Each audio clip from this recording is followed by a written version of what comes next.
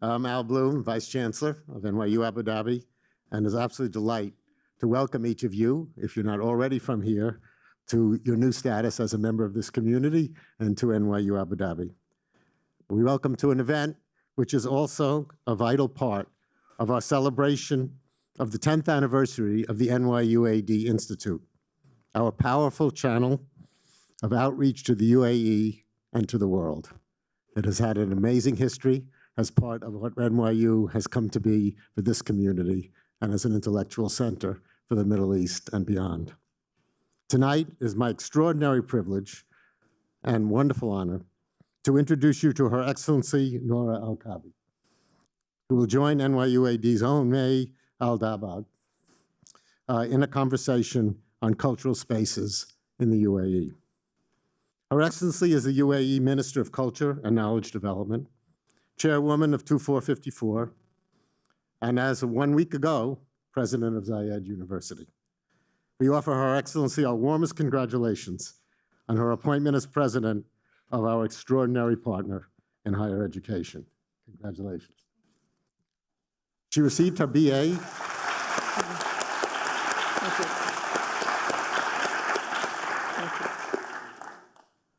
Her Excellency received her BA from UAE University and completed the executive leadership program of the London Business School. She has contributed importantly to shaping and implementing this nation's economic vision, to shaping its effective and responsive processes of governance, to shaping its global stature in the media and the arts, and through those multidimensional contributions to building a nation of ever richer local and international cultural identity.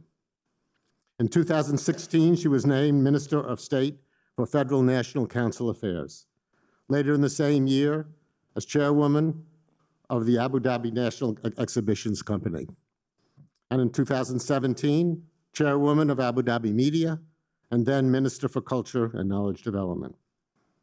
In that capacity, she has led the UAE to become a new force in filmmaking, supported numerous local filmmakers, and positioned film, design, and creative industries as enduring dimensions of the life of the UAE.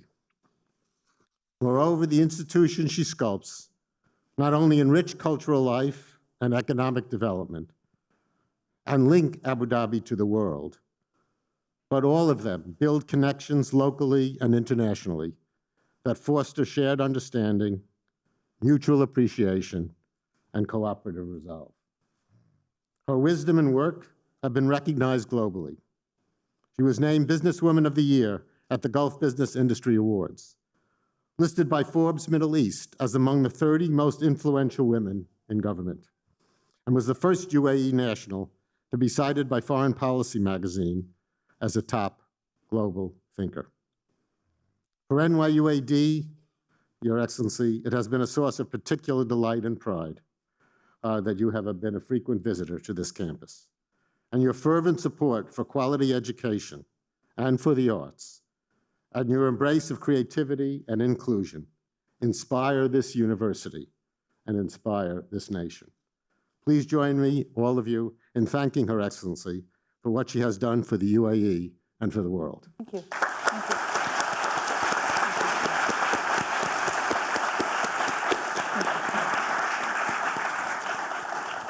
I am delighted as well that an extraordinary member of our own faculty, May Al-Dabbagh, will be engaging Her Excellency in conversation tonight.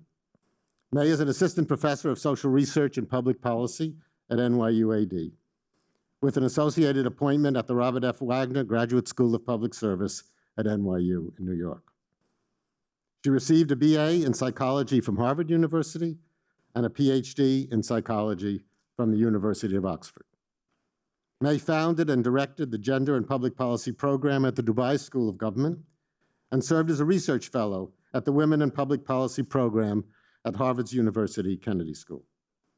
She has produced world-recognized scholarship that explores how global and local cultures, including organizational cultures, and the perceptions of gender that those institutions shape, how they influence individual behavior in such critical domains as responses to conflict and approaches to leadership. She is working on a book about the construction of modern motherhood and work, and constantly at work, connecting NYUAD to the UAE's creative and academic communities. Her scholarship is key to understanding how to shape good management practice and develop effective and humane public policy, and has in turn formed the core of a research cluster that NYUAD is looking to develop. She's an outstanding educator and the source of acute insight into how to educate for the skills of intercultural understanding and intercultural connection, which are so central to NYUAD's mission. Please join me now in welcoming both Her Excellency Noura Al-Kaabi and Professor May Al-Dabbagh.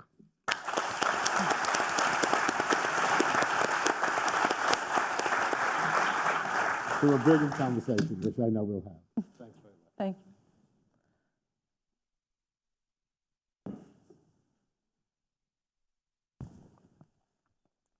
Your Excellency, good evening.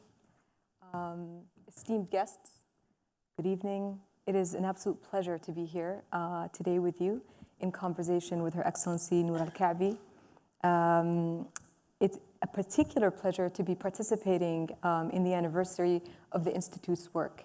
10 years of systematic and continuous engagement on very important issues, both with members of our community at NYU Abu Dhabi, but also with the broader public. I'd like to thank Philip Kennedy, and in particular also Nahid, who has really taken a leadership role in kind of really thinking about the kind of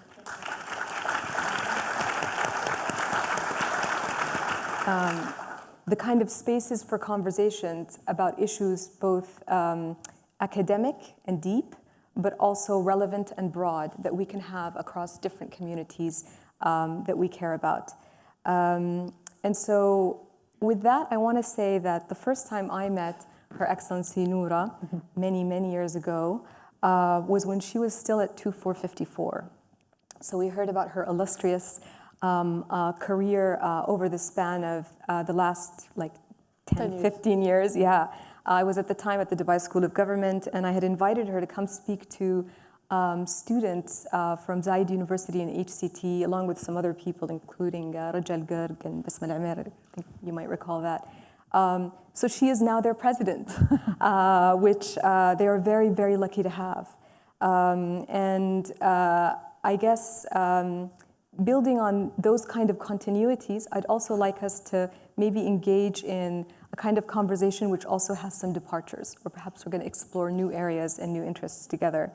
And so what I'd like to do is introduce a kind of dialogic approach. So rather than just simply asking questions, answering, hopefully we're going to have something that's a little bit more of a fluid conversation, and then have it also a little bit with you. I am really interested in also going beyond some of the formal definitions of what Her Excellency has done, both in terms of her personal life. So I think we're going to get to hear a little bit about who Noura is as a person, as well as what she's been doing as the Minister of Culture and Knowledge Development. Finally, just because I can't escape the social science critical perspectives that we bring to these conversations, I'd like to draw on some sociological, anthropological, and cultural studies, mainly through conversations with faculty at NYU Abu Dhabi that I've had, to kind of maybe help us open up some really interesting questions around cultural policy in the UAE. We will have time for Q&A, so I'm hoping about 20 minutes or so, and so we'll see how this conversation goes. So, oh, I do have a clicker, okay. I hope it works.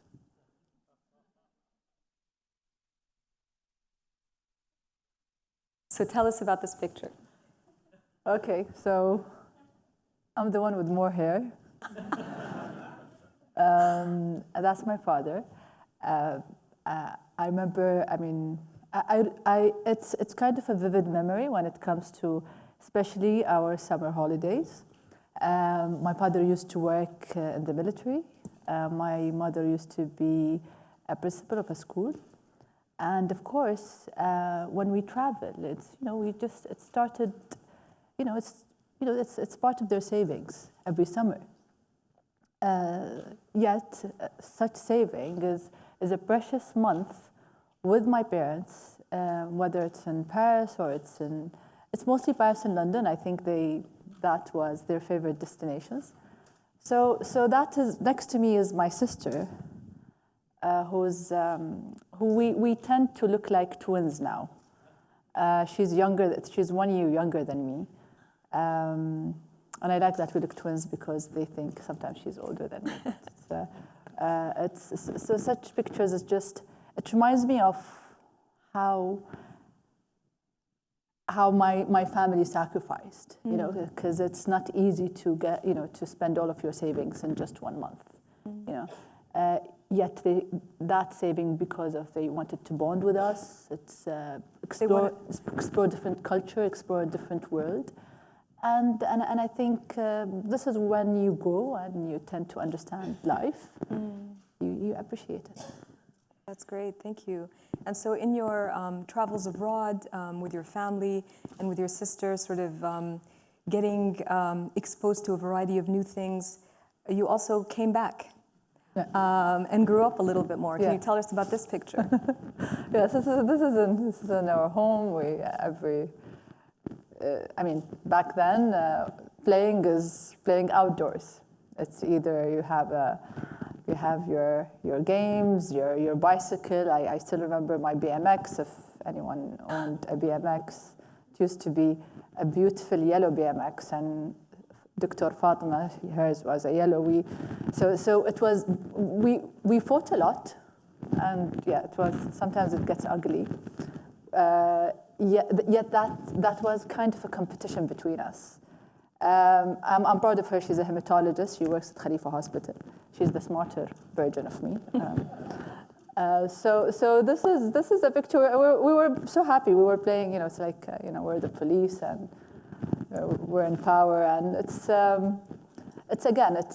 simplicity. It's outdoors. It's how sometimes. I mean. Those days, it's, how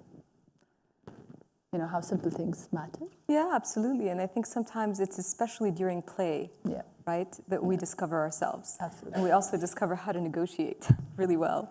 True. And from there, we move on to... Yeah, that's fast forward. That's my niece, Sarah. She's the first child in our house, so... course, grandchild. Grandchild. Yeah, and of course the first is always special.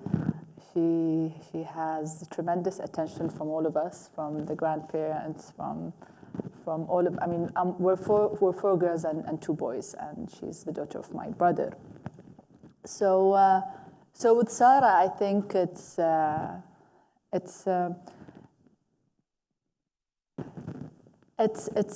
kind of also understanding how especially as a woman it's this feeling of even if I'm not a mother, that motherhood is important and motherhood is beautiful. So each one of us have kind of an influence on Sarah. I feel that I pushed Sarah to go to nursery very, very quickly. Sarah, try to play the piano. Do you like painting? It's just trying to make sure that we're infusing art and culture exactly in every Sarah. way. And she's a great artist. Of course, I'm too biased with Sarah. For her age, she just turned 7. Oh, bless! That's great. So, but she's a special one. When I was doing some prep and research to put our talking points together, I found her on your Instagram account. Yeah. So one of the interesting things about Her Excellency's practice is she actually is super active on social media, mainly for professional reasons. But you will see Sarah intermittently appearing in very interesting ways among all the interesting events that are supported by the ministry. I'd like to kind of move from here to a picture that kind of moves us to your first experience at 2454. Yeah. Which one is that? Okay, because trying. Yes, that's the creative lab. We have that's the creative screen. lab. Yeah. Yes, that's the creative lab. Yeah. So 2424, I've been There since inception. I remember, so before 242, I was working in the energy sector, and the 242 was the door to creative sector, the creative sector. And I remember, so I was employee number 1, and we were incubated in one of the offices of the Executive Affairs Authority, which is the same building where Mubadala is in Ma'mura. So with one piece of paper with the resolution of the Media Authority and with a group of 30 wonderful individuals, we started the dream. We started off how would a creative and media sector would look like in Abu Dhabi, and how will it be different. And by the way, you're totally speaking to the right audience. Yeah. We have a whole bunch of entrepreneurs who started this institution from scratch in probably ways that are very similar to that. Yeah, So. and for us, I mean, when we started in 2007, we weren't ready yet to announce 2454. We said, okay, let's wait for a year. Let's just decide what we're going to call it. What will differentiate that creative sector from other sectors or many media, cities across the UAE. So we said, well, let's focus on content and how can we enable more content creation and production happening in 2454, whether it's local or international. This is number 1. Secondly is the creative lab. This is where the youth programs, workshops, funding certain short films, animation, games. And that was your first experience to kind of dive into the creative industry. Exactly. And the creative lab is what I call it, and I still call it, is the pulse of 2454. As you will see mostly parents as well attending and trying to understand why their kids want to do filmmaking. Why are they very interested in app development? I would rather my kid goes to a certain oil company or work in the bank. The safe options. Or the safe options. So for us, we were also sitting with parents and talking to them and saying, okay, you know what, this is also a sector. Like other sectors. Of course, it won't be as much as from a money-making business as the other sector, yet when there's passion, we need to also invest in that. Great. And actually, after that, you were appointed to the Federal National Council, right? Which is the sort of like highest consultative body here in the UAE. How different was that experience from you from being at 2454? Okay, so there were 2 stages. Stage number 1, I was appointed to be a member of the Federal National Council. I was representing the Emirate of Abu Dhabi, and I was working basically, so I was working for 4 years. And then I was reappointed again. And during my appointment, I got the appointment to be the Minister of the Federal National Council Affairs. So basically was just changing my seat from being a member to representing the government, totally 2 different seats. Yet that experience of being a member at the Federal National Council and also being a minister for the affairs of the Federal National Council helped me to understand more of this federal structure, how legislation happens, how drafts pass by the FNC, how we sit in committee meetings. I mean, most of the work happens in committees. I mean, during the session, it's more of a, trying to, get the drafts done or ask ministers questions or discuss a topic that the Federal National Council is very much interested to know about or to enhance or to develop. Yet from there, I understood how policy making is, how we how ministers or ministries work, how different also communities, how different communities have different priorities. Right. Yes. So my priority in Abu Dhabi is totally different than the priority of my colleague in Ras Al Khaimah or in Fujairah, and that by itself also exposed me to widen my horizon and to understand what will serve my country better. It's not just my lens in one city. So having a bird's eye view sort of how things work. Absolutely. And how change can potentially happen. Yeah. That's excellent. And so in a way, you sort of bring a knowledge of the creative industry through 2454, but you also have a really interesting perspective on sort of like legislation within the UAE and thinking with a federal lens to the work of the ministry today. Yeah. And I just wanted to have this last picture, just as we sort of get to know you as a person. Tell us about this event. Yes, we're reading to kids at Khalifa Hospital. And I guess that was the reading day in March, reading month, reading day, it's a reading month. And we chose to go to kids and just read a story and choose a story that will, that has a story that has certain values. But the most important thing is, even if, the kids don't know who Noura is. It's just someone with pink glasses, reading. You do have a fantastic collection of glasses. Yeah, and I had to pick the pink one for that day. But it's just, it's fulfilling it's a fulfilling kind of a practice to do. It's also encouraging them to read. It's encouraging them that stories are beautiful. It's good for your imaginations. And their kids, they're spending most of their day in the hospital. So the least we can do is just spend an hour. They were happy. They seemed happy. Their parents were happier because they felt that there's also individuals from the government that visits our kids and reads for them and also encourage them to invest in their time. So is your engagement with the community an important part of the work that you do at the ministry today? It has to, yes. It has to be. That's great. Okay. So I think, kind of as we sort of just set the stage for moving towards taking a deeper look at what you're actually doing, some of these images are really meant to kind of just illustrate the fact that, you have a very interesting moment, I think, in the history of the UAE today. Some very interesting opportunities that are to be had. And I think with a particular kind of generation, young, very sort of digitally savvy, but also really willing to learn, right, and move in kind of different places, whether it's like industry specific or it's thinking about the kind of cross-cutting issues relating to like legislation and change.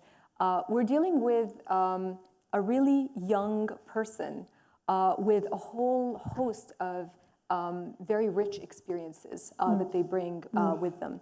And so with that, I just wanted to say that, I think my question to you at the beginning is really, maybe you can share with us how you define cultural policy, just for people who are not particularly familiar with the term. I'd love to just maybe get a highlight of some of the things that you think were the most important that you've done at the ministry so far. Sure. So we've been working now at with my my appointment to the ministry. We completed 1 year, and we've been diagnosing. So let's just go back, one step back. We diagnosed what's going on, the ministry's work, the structure, the cultural sector, and trying to understand also what has been done before our work at the ministry. We basically wanted to make sure that there's a continuity to the work at the ministry. Yet again, at the same time, as you mentioned, May, there's the future. There's the future of such an industry, and how do you consider this? How do you consider it? How do you define such sector? And by saying how do you define the cultural sector is also spreading an awareness that culture and creativity is a sector. We are living in a country that looked into different sectors and also emphasized in different sectors, whether it's in science, whether it's in education, whether it's manufacturing. Yet creative and cultural sector is also a very important kind of a term, and what trickles beneath it is something that we need to work towards it. How to work towards this also with having the right policies that will enable that sector. What are the legislations that I am missing as a ministry and from a federal perspective that will help enable and elevate the cultural sector when it comes to the sector itself, the production of the creative industry, or the talents. that are part and the core of the cultural and creative industry, and how to measure that. So by that is also we're working with a new structure for the ministry. We're very excited about it. So you're restructuring it? We're restructuring the ministry, yes. I was supposed also to mention other initiatives, but we were supposed to have a certain meeting. It didn't happen, so I'm not going to announce them yet. I'm No just going to be sneak peek. generic and talk about it from a level of how can basically we define this roadmap. Again, at the same time, we look at more than 20 years ago when the Ministry of Culture was in the UAE, we didn't have strong local entities that look in culture and tourism. Right now, you're having the investments in Abu Dhabi at the Department of Culture and Tourism, the Louvre Abu Dhabi, the Abu Dhabi Art Fair, the book fairs. You're having the Dubai Culture, you're having the Sharjah Ben Ali, you're having the Fujairah Art Performance Center and the Sharjah Art Performance Center. You're having Ras Al Khaimah wants to look into more of filmmaking and how can we support that. So each community and each emirate are working. There is this local entity that is helping shape the cultural sector. And it's also, there's a niche with each location. So for us, with this diagnosis, we want to see where are the gaps, what can we fill, where are the strengths, and how can the ministry not just provide a policy and elevate the sector, yet importantly, how to take it to the next level when it comes to the region and it comes to international as well. So we're in that process. We have strong partners in the UAE. We're going to work with those strong partners. And we need also to focus on our talents, but how to nurture the talents from a young age. Okay, and what is the relationship between sort of like cultural policy and knowledge development? Because that's the other part of what your ministry does. Okay, so we get many questions like, what is knowledge development? So our job is not to develop the knowledge of everyone. I mean, just to make it clear, it's a common responsibility in terms of developing the knowledge in whatever sector we're working on. Our job at the ministry, we're developing the knowledge when it comes to the cultural policies that we're going to work on, the researches that we're going to work on, whether they are researches that are done by the ministry itself or by educational institutions like NYU Abu Dhabi or Zayed University.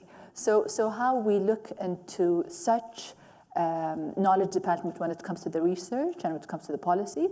And the next layer is the creative output. It's the talents. It's how, and I'll just give a very quick example. So in a few days, we're going to Paris. We're having, in partnership with D3, we have a great... the Dubai Design District. Dubai Design District. Yeah. So we have great Emirati designers.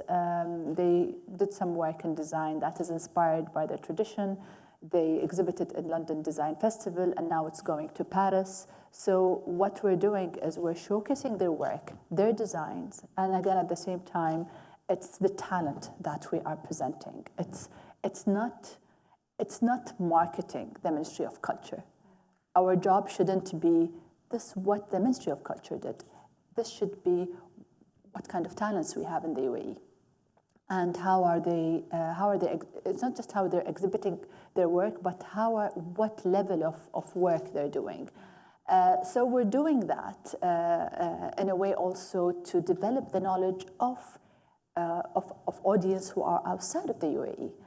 So for them to understand a certain kind of weaving or a certain scent or whatever it is, but the moment the output is modern and designed in a different way, that journey of a story or will help in terms of developing the knowledge of our audience, whether they're in the UAE or outside the UAE. Another example, May, is during Coffee International Day, we had an initiative of getting the audience in the UAE to know what is Zayed's coffee, Qahwat Zayed. So the founder, Sheikh Zayed,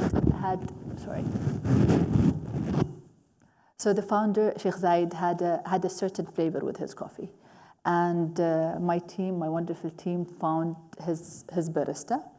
and he went around certain coffee locations within the UAE. Unfortunately, he didn't complete the journey yet. We wish him good health. So he was explaining his experience while serving Sheikh Zayed's coffee and what Sheikh Zayed likes in his coffee. And that was also with national coffee shops. So we got our audience, Emiratis, non-Emiratis, in the year of Zayed, knowing Zayed's coffee during International Coffee Day, which is a registered non-tangible heritage in the UNESCO. So you're just, you're checking many boxes in a way that also will develop knowledge and awareness amongst the people. Really, thank you so much for that last example. So in many ways, you're kind of really telling us about the very dynamic way in which you're thinking about how culture and knowledge gets produced here in dialogue with other locations, but also sort of feeding back to fostering new conversations or ideas about what this place is.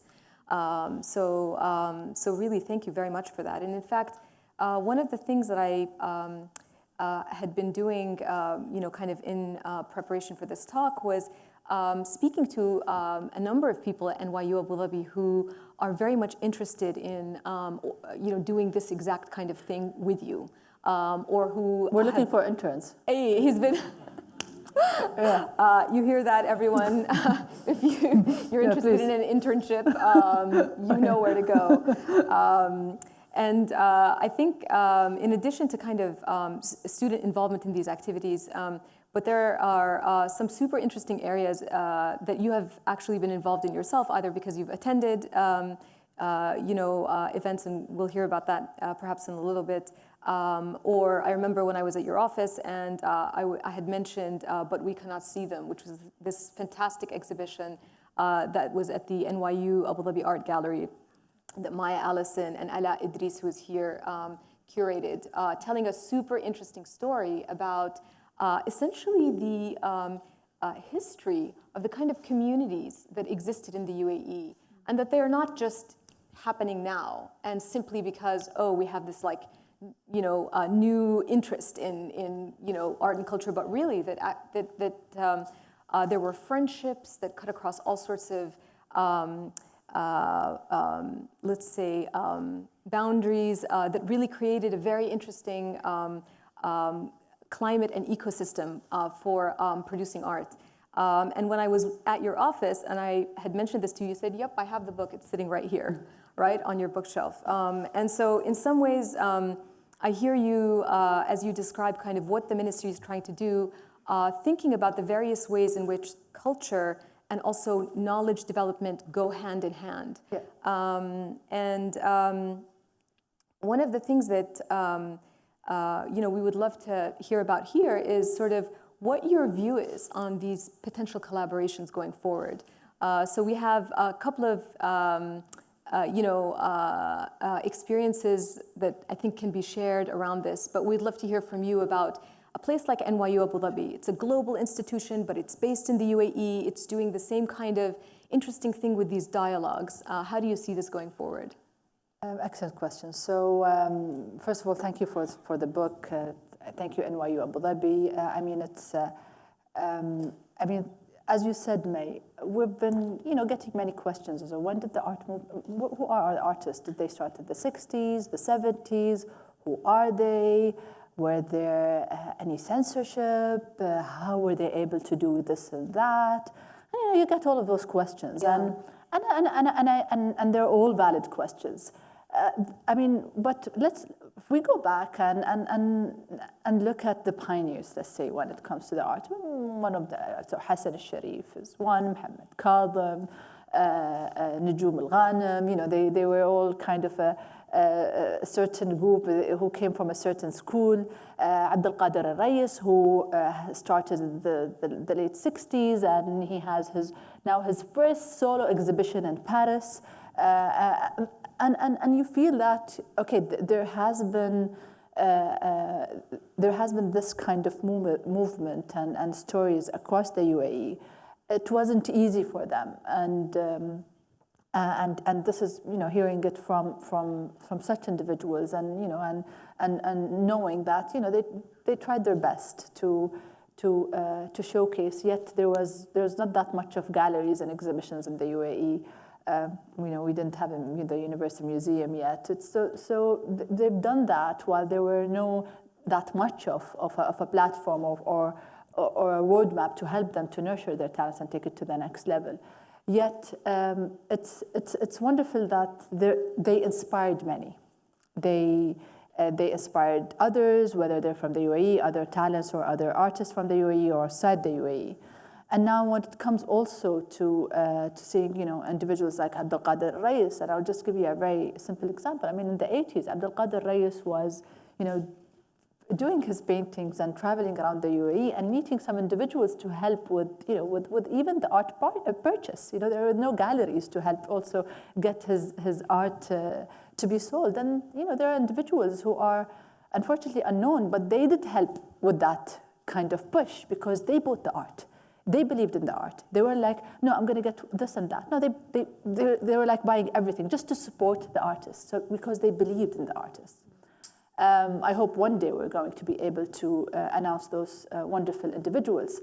Now looking at our partnerships with NYU, when it comes to Bill Bargan, when it comes to Maya Allison, when it comes to Salwa Muqdadi, I mean, there's those wonderful people who've been supporting us and collaborating with us in the programs, whether it's in the Arts Center, whether it's recently with Bill and with the theater experience. We have our group of talented theater group who also practiced and participated, and with such partnership, they loved it. We thought, how would our traditional, theater talents would take the Gatsby company training? Will they like it? Will they feel that it's something that is maybe too advanced, or not too advanced, too liberal? I don't know, but they enjoyed it. And we're happy for that, and I think we're looking for more to do with NYU Abu Dhabi. The final example is recently, a week ago, I went to the Northern Emirates, and I'm happy we're also carrying on with a different kind of partnership. So I went to the Northern Emirates. We have many theaters. We have 7 centers across the UAE. Our job is also to activate those centers. And the individuals who work at the centers are like, you know what?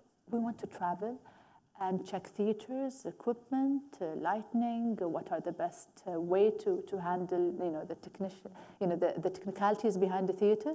And they thought they had to travel to do so. I said, no, you don't need to travel. We'll just go to Abu Dhabi. We have a wonderful facilities in NYU Abu Dhabi.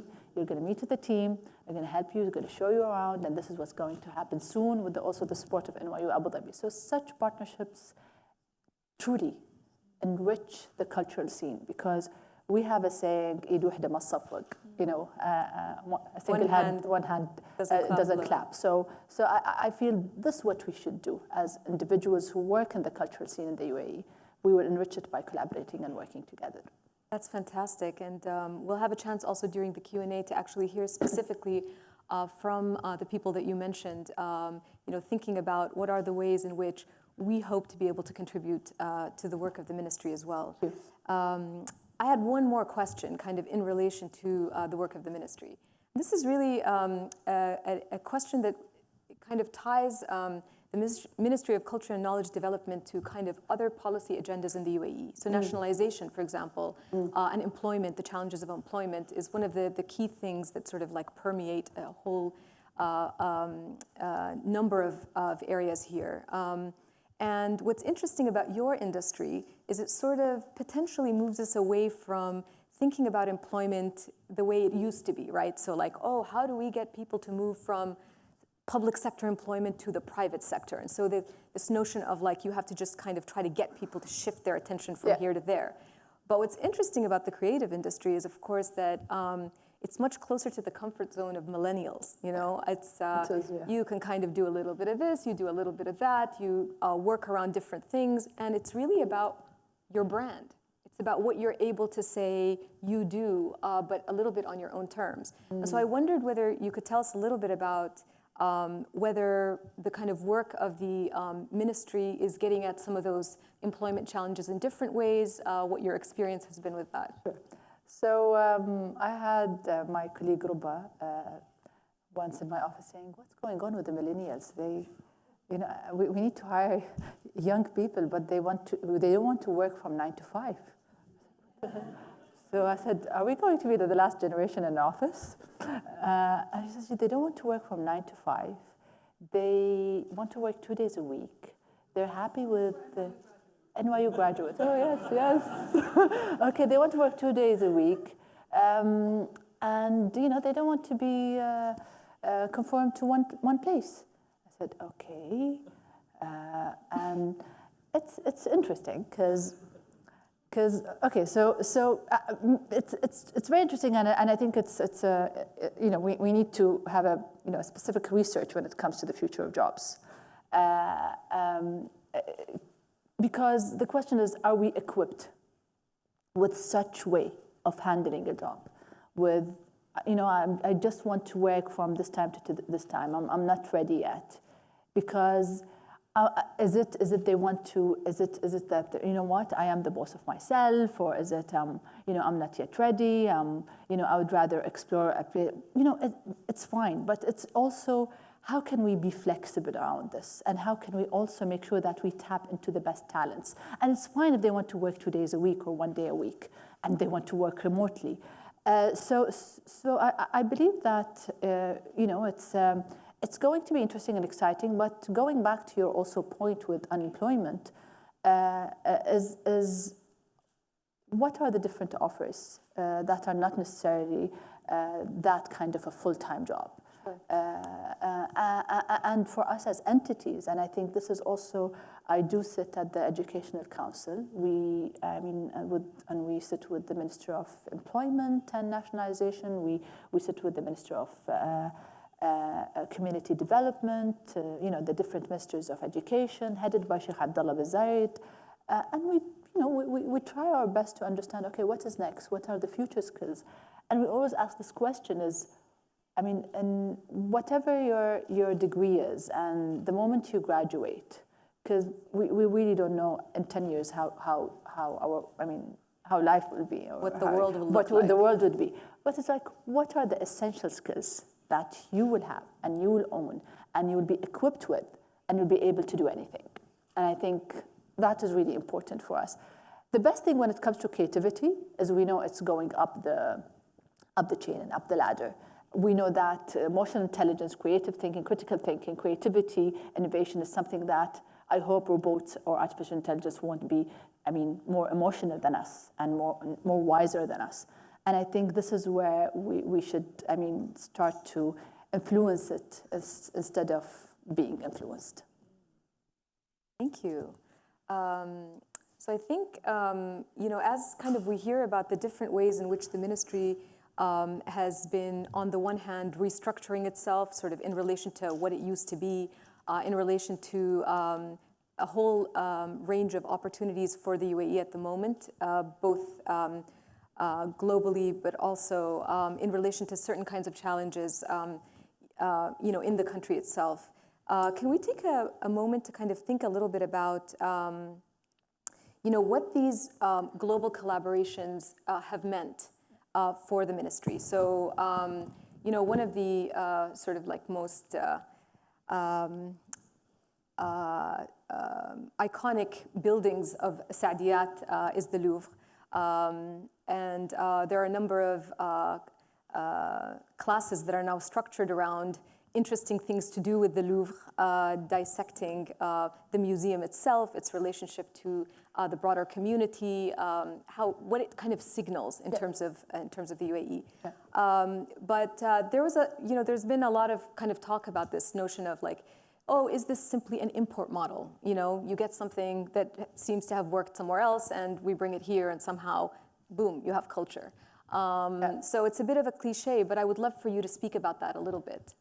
Yes. So, we could have also asked this question with having NYU Abu Dhabi, And for me, I think having NYU Abu Dhabi do help immensely in many ways.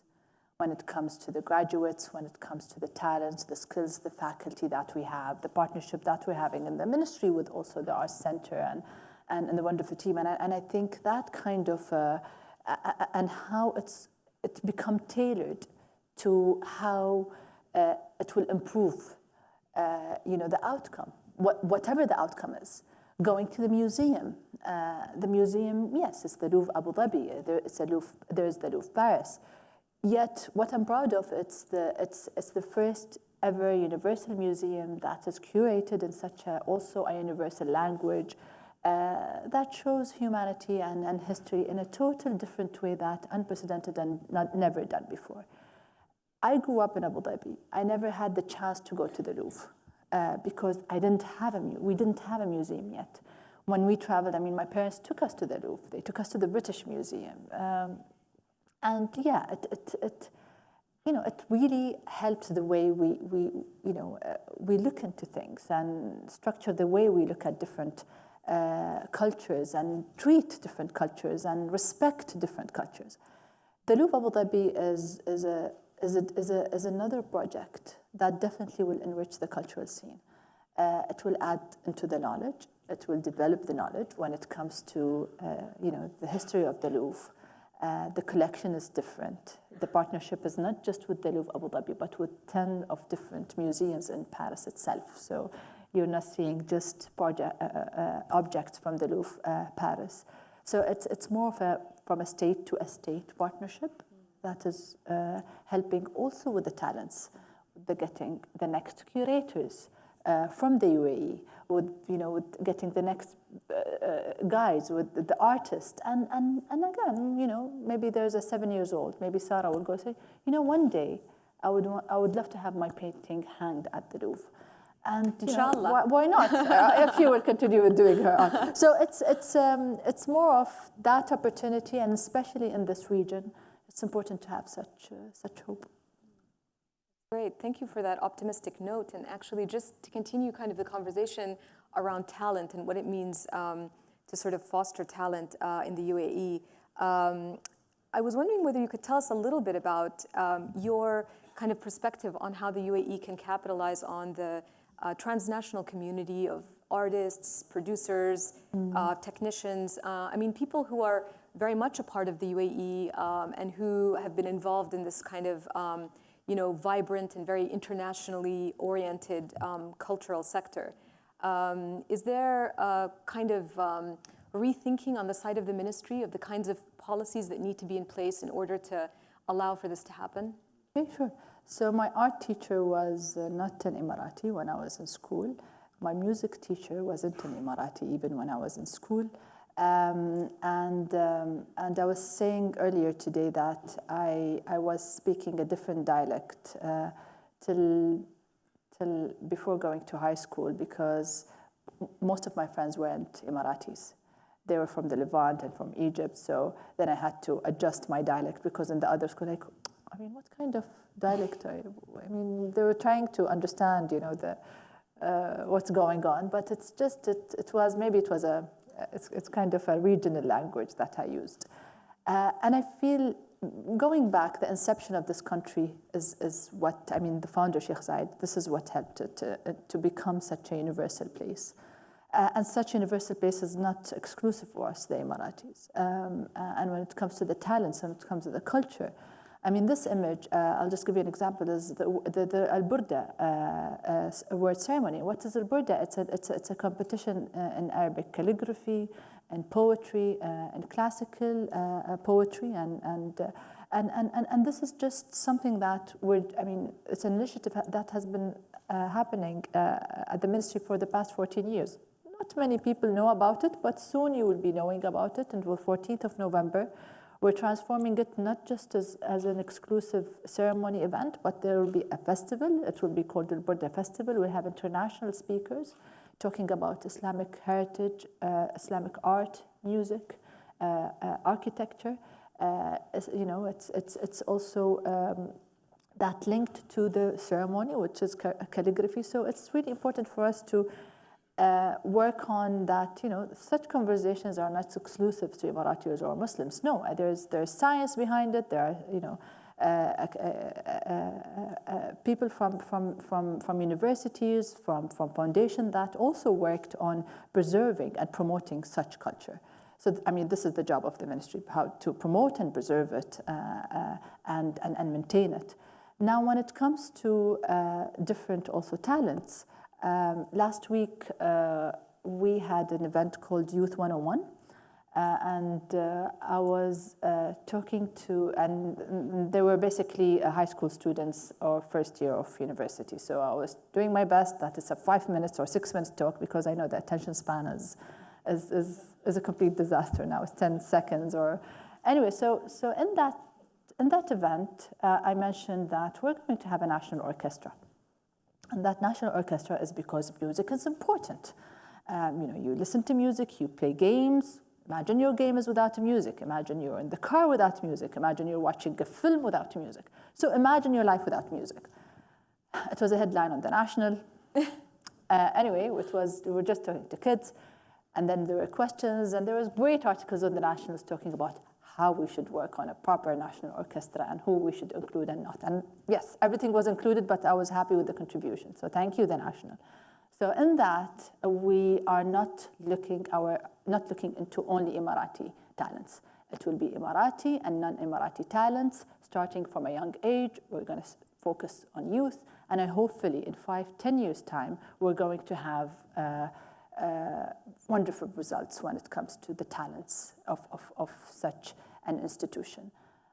So we're going to look at the talent policy, May, going back to you. We're going to look into how it's important also to support such talents. And even if they're visiting the UAE, how to make sure we keep them in the UAE to help us enrich the cultural sectoral scene.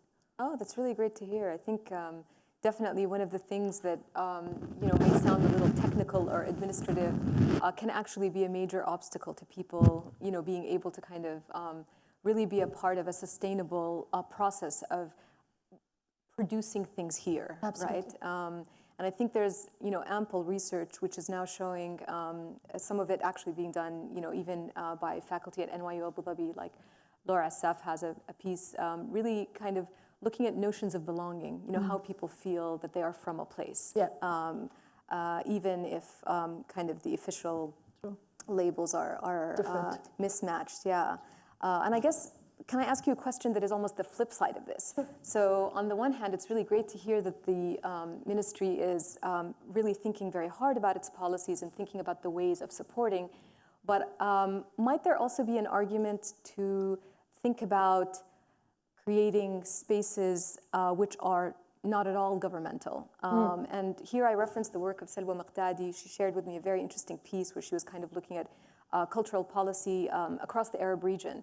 And so one of the kind of features or characteristics of the Gulf is that things like professional associations or non-governmental organizations are not always operating in the same way that they may be in other places. And so I was wondering whether you could share with us your perspective on how that works. So, well, I think, in 10 years' time, I would love to see as much as non-governmental creative institutions having the UAE as their base, whether they're institutions or societies, or, of course, there will be a process to that, but it's really important to look at the sector as a vibrant sector, and a sector that also helps with, of course, what we're doing with the cultural and creative indexes. This is something we're working on, is how also it's going to contribute to the GDP. And this also changed the whole kind of conversation when it comes to our stakeholders of why the sector is important. Now, when it comes to the certain forms of, certain groups and societies, we're in the ministry, we're looking into what will make them more efficient, more of contributing, more of knowing that they're always including the fresh talents or the youth. How there's they're supporting, let's say, the task they're part of. If it's theater talents, if it's music, if it's the publishers, how can we support that? Yet again, at the same time, how can we also make them active, make them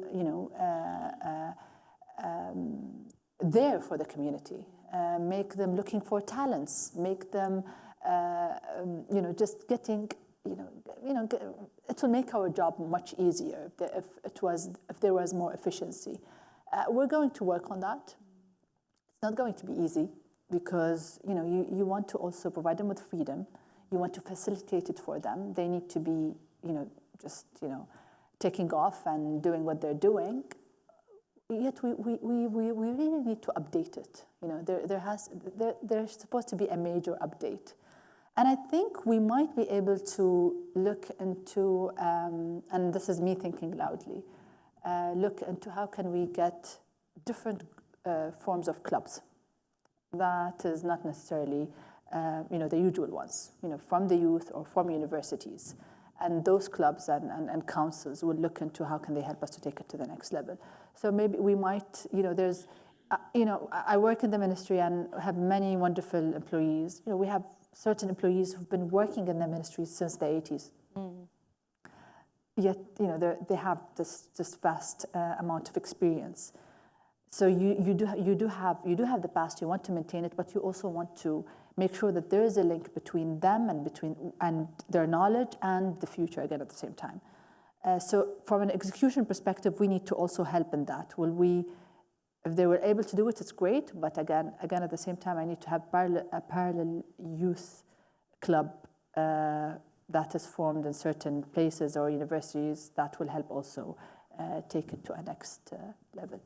Yeah, that's great. And I think, maybe also with this new position at Zayed University gives you a pulse, for the kind of ways in which young people are organizing today, even informally within the university.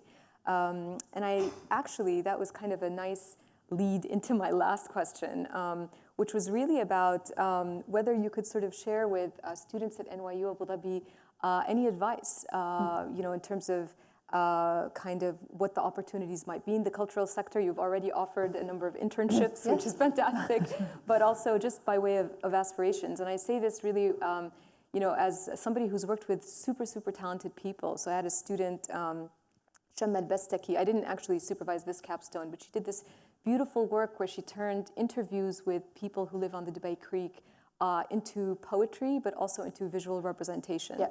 I taught her in my Women in Work in the Gulf course, and she's, incredibly talented. And recently I had a capstone with Mayth Al-Ma'mari, who also kind of using less of an interdisciplinary approach, but kind of based on interviews with young people in the UAE, really trying to understand sort of like how youth make decisions that impact their lives. And so you have a new generation of people who are doing really interesting things, producing work that I think, could potentially open up the kinds of spaces that you had talked about earlier.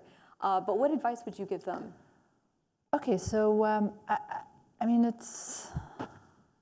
passion is crucial. And especially when it comes to the area of culture and creativity. You heard what we intend to do and what we're working on at the ministry and how we're looking at the sector as a creative and cultural sector. And there has to be, kind of a focus. And again, at the same time, how will this passion also help to form it in a way that, that will, number one, get the talents to contribute to their culture, to contribute to their heritage, to contribute to the knowledge of or the research or the work or the books or the plays or the content that we require in the UAE. We need to look at the kind of books and the kind of research we're working on. We need to look at, are we documenting our stories?